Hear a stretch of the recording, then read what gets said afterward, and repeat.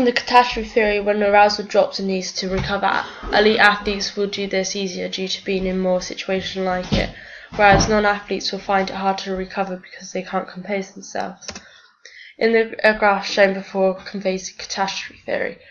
The graph shows arousal and performance increasing at a good rate. This is where the letter A is the optimum level of arousal. Therefore, there is a sudden drop in the graph if they couldn't maintain the level of arousal.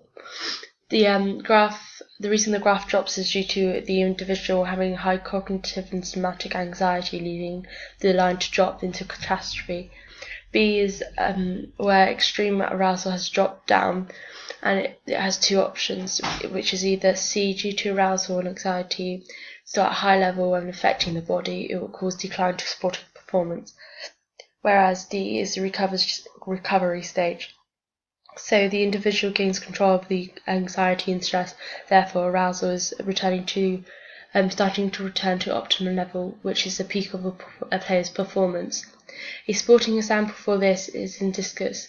The discus thrower's first attempt beats their personal best, therefore they were at the optimum level because they got control over the stress and anxiety.